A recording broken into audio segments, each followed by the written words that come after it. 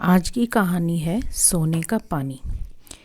एक शहर में रेखा अपनी बेटी लक्षिता के साथ रहती थी। रेखा के पति का देहांत हो चुका था। वह लोगों के घरों में काम करती थी। लक्षिता को ढंग से पढ़ाने के लिए रेखा दिन रात काम किया करती थी। लक्षिता भी पढ़ने में बहुत तेज थी। एक दिन जब रेखा घर आती है तो लक्षिता बोली, माँ देखो, मुझे स्कूल में इनाम में ये ट्रॉफ़ी मिली है। मैं स्कूल में फ़र्स्ट आई हूँ। रेखा ने कहा, बेटी ऐसे ही मेहनत से पढ़ाई करती रह। मेरा सपना है कि तू पढ़ लिख के एक दिन बड़ी अफसर बन जाए। लक्षिता ने कहा, लेकिन माँ मैं अभी केवल 6ठी क्लास में हूँ, उसमें तो बहुत समय लगेगा। तो रेखा ने कहा, कोई बात नहीं बेटा, मैं बहुत मेहनत करके तुझे पढ़ाऊँगी। तू चिंता मत कर, बस मन लगा के पढ़ा कर। इसी तरह समय बीतता रहा। एक दिन रेखा अपने काम से वापस आ रही थी, तभी रास्ते में उसे एक लकड़ी का बक्सा पड़ा दिखा। पहले तो रेखा आगे बढ़ गई, लेकिन फिर उसने देखा कि उस बक्से में कुछ चमक रहा है। रेखा ने डरते डरते वह बक्सा खोला तो उसमें बहुत सारे सोने के जेवर थे। रेखा को अपनी आंखों पर विश्वास नहीं हुआ। वह इधर उधर देखने लगी, लेकिन वहाँ कोई भी नहीं था। रेखा बक्से को उठाकर घर ले आई। रेखा ने कहा, देख बेटी, मुझे क्या मिला। इतने सारे जेवर, अब हमें कभी पैसों की कमी नहीं होगी। लक्षिता ने कहा, माँ ये कहाँ से आए। रेखा ने कहा, बेटी लगता है भगवान जी हमारे दुखों को दूर करने के लिए इसे भेजे हैं, लेकिन तू इसके बारे में किसी को कुछ मत कहना। रेखा बक्से को संभाल कर छुपा कर रख देती है। अगले दिन उस बक्से में एक अंगूठी निकालकर वह बाजार एक सुनार की दुकान पर बेचने जाती है।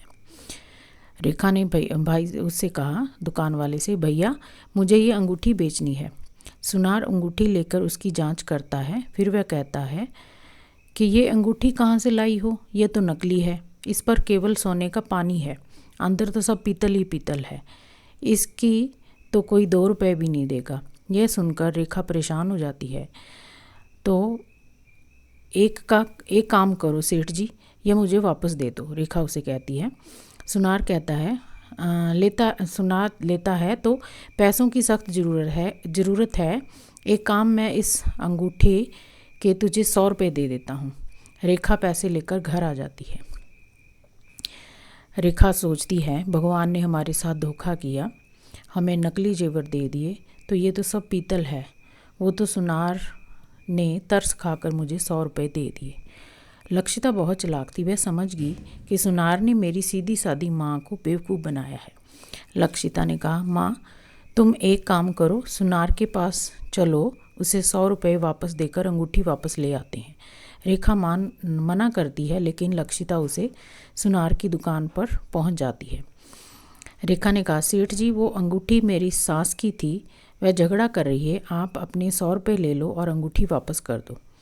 सुनार ने कहा, अरे उस पीतल की अंगूठी का क्या करोगी, तो ये लो 100 रुपये और जा, तुझे अंगूठी की बनावट अच्छी लगी इसलिए रख ली, इसलिए इसे देखकर सोने की अंगूठी बनवा लूँगा। लक्षिता, नहीं सेठ जी, आप हमारी अंगूठी वापस कर दो, नहीं तो मेरी दादी यहीं आकर झगड़ा करेगी। सुनार बड़ी मुश्किल से अंगूठी वापस करता है। अंगूठी लेकर दोनों घर आ जाती हैं। रेखा ने कहा, अच्छे भले 200 रुपये दे रहा था, ले लेती। इस पीतल की अंगूठी का क्या करेंगे, कोई 2 रुपये भी नहीं देगा। लक्षिता कहती है, माँ आपको शायद पता नहीं है, वो सुनार हमें बेवकूफ़ बना रहा था। मुझे लगता है ये अंगूठी सोने की है। मैं इसे कल स्कूल ले जाऊंगी, हमारी साइंस लैब में इसका पता लग जाएगा। मैं अपनी मैडम से इसे चेक करवा लूँगी। अगले दिन लक्षिता खुशी खुशी घर आई। शाम को जब रेखा वापस आई तो लक्षिता ने उसे बताया, लक्षिता माँ ये अंगूठी सोने की है, उस सुनार की नीयत ख़राब हो गई थी। मेरी मैडम ने चेक करके बताया है कि ये तो असली सोने की है और इसमें ज़रा भी मिलावट नहीं है। लेकिन हम अब क्या करें, हमें तो कोई बेवकूफ़ बना देगा, रेखा ने कहा।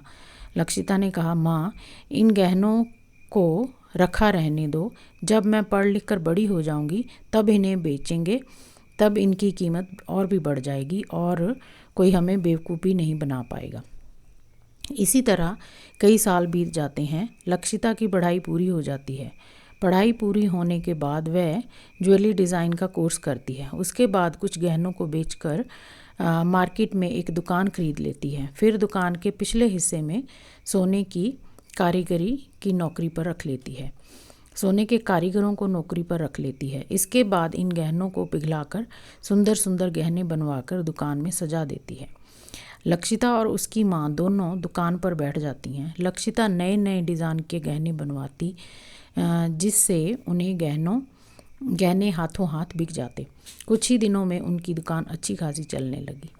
एक दिन दुकान पर वही सुनार आता है। सुनार कहता, बेटी क्या तुम मेरे लिए गहने डिज़ाइन कर दोगी? मेरे पुराने डिज़ाइन के गहने कोई नहीं खरीदता। लक्षिता, जी नहीं, आप सोने को पीतल के भाव में खरीद कर लोगों को बेवकूफ़ बनाते हैं। हमें आपके साथ कोई काम नहीं करना। सुनार कहता, नहीं नहीं बेटी, मैं ऐसा नहीं करता। रेखा ने कहा, सेठ जी आप भूल गए, एक बार मैं आपकी दुकान पर आई थी।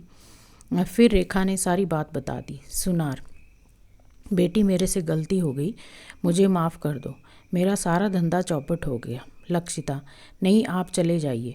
सुनार चुपचाप वहाँ से चला जाता है। लक्षिता ने अपने काम को बहुत बढ़ा लिया है और अब उस शहर में उसके कई शोरूम थे जहाँ नए नए डिज़ाइन के गहने बिकते थे।